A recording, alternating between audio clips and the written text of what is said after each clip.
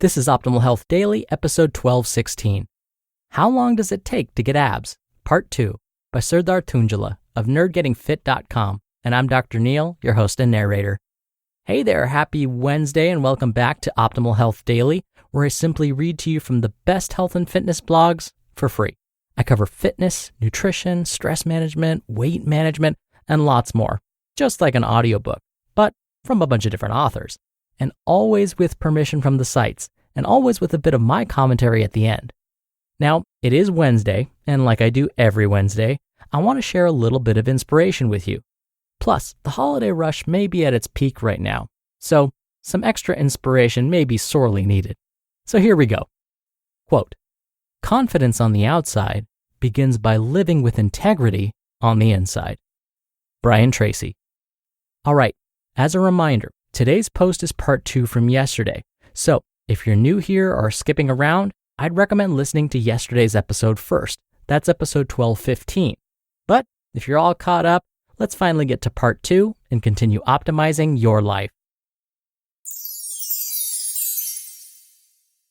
How long does it take to get abs? Part 2 by Serdar Tuncali of nerdgettingfit.com. How fast should you lose weight? Now that you know how much fat you need to lose to get abs, how fast should you lose this weight? Should you go as aggressive as possible and get there as quickly as possible? Should you not worry about the numbers and just eat nutritiously and exercise and let nature take care of it? I would actually recommend a diligent and calculated approach to get there.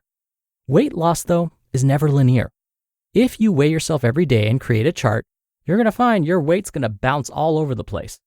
During my weight loss process, there were many weeks that I didn't lose any weight for 10 days in a row, and then I lost 3 pounds overnight.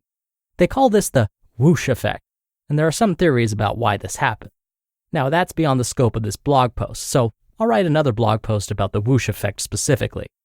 But you also need to avoid weight loss plateaus. The bottom line is, think long term, and don't worry about daily weight fluctuations. My rule is, don't change anything until you stop losing weight for 2 weeks in a row. The rate of your weight loss should be a maximum of 1% of your total body weight per week. A 25 to 30% calorie deficit is enough to achieve this. Anything more aggressive than this will give you short-term results, but it will negatively affect your metabolism and sabotage your long-term goals.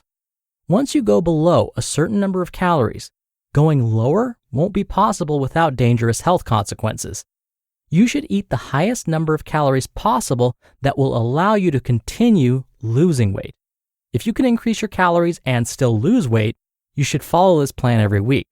Follow it up until the point you don't lose weight 2 weeks in a row. So how long does it take to get abs? So based on everything you just learned, how long will it take you to get abs? Well, depending on your starting point, it may take anywhere from 12 weeks up to a year to reach your goals. But know that slow changes can be discouraging, and they will be mentally and physically challenging. But 12 weeks is a reasonable time frame to plan your transformation.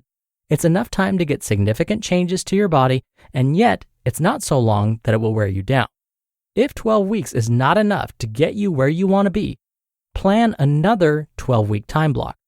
You can take a week off and get yourself mentally ready for your next transformation.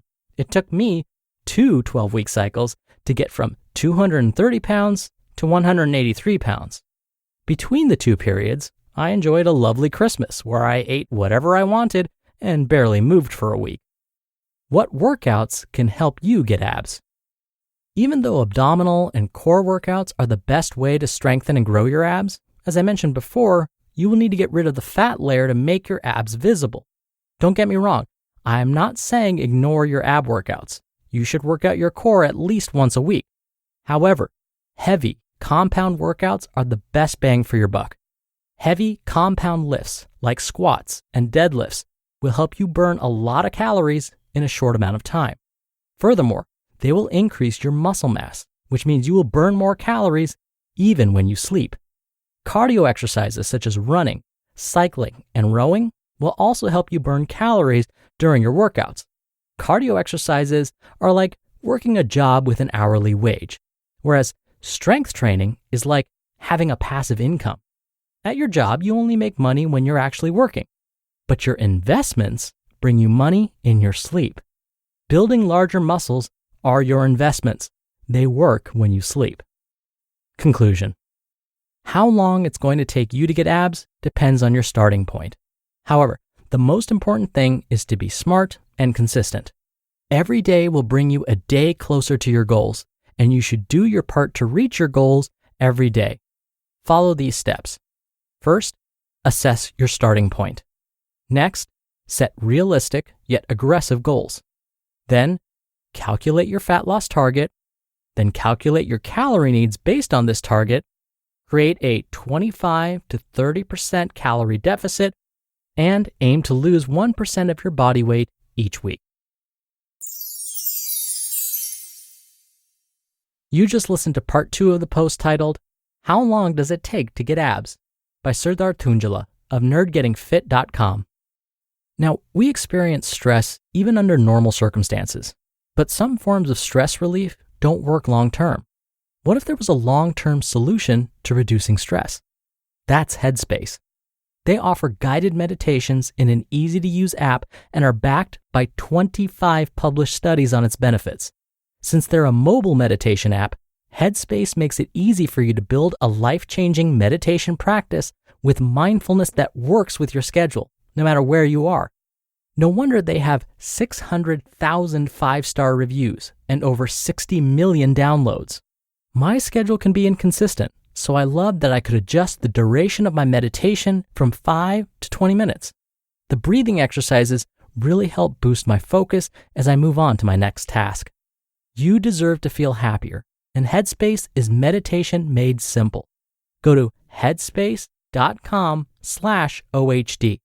That's headspace.com/OHD for a free 1-month trial with access to Headspace's full library of meditations for every situation. This is the best deal offered right now. Head to headspace.com/OHD today. Dr. Neil here for my commentary. Like yesterday, Serdar gave us another fantastic metaphor. Yesterday's came from Chris Pratt about six-pack abs. Today's was about building muscle and how muscles are like an investment that brings you passive income. I'm totally going to steal that and use it when I teach my exercise physiology classes.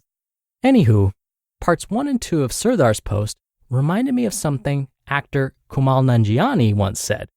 A few months ago, Kumail Nanjiani practically broke the internet. He posted a picture of himself, revealing his recent body transformation. He had been cast in an upcoming Marvel film, The Eternals, and needed to get in shape for his role. Prior to this, he was probably best known as a not-so-buff, nerdy type in HBO's Silicon Valley. But all of those perceptions quickly flew out the window once this picture of his new body destroyed the internet. He went from dud to stud. He was muscular, and his abs looked like they were made of granite. Everyone wanted to know how he did it. At one point, and probably after being asked the same question in interviews at least 100 times, he finally said the following. See if you can sense his sarcasm. Quote, "Look, it's not that hard to get a body like this. All you need to do is lift weights 6 days a week, stop drinking alcohol, don't eat anything after 7 p.m., don't eat any carbs or sugar at all. In fact, just don't eat anything you like. Get the personal trainer from Magic Mike, sleep 9 hours a night, run 3 miles a day, and have a studio pay for the whole thing over a 6 to 7 month span. I don't know why everyone's not doing this. It's a super realistic lifestyle and an appropriate body image to compare oneself to." End quote. Now again, if it wasn't obvious, Kumail is being pretty sarcastic. But there is some truth in what he said.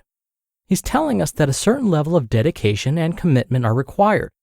Now, it may have been a lot easier for him just because he was getting paid to get in shape. He didn't have to go to work like the rest of us. He had a great trainer, but the bottom line is he did the work. He still had to lift the weights. He still had to sleep 9 hours a night. He still had to run those miles. So he still had to dedicate himself to achieving his goals. The good news is then, six-pack abs are attainable.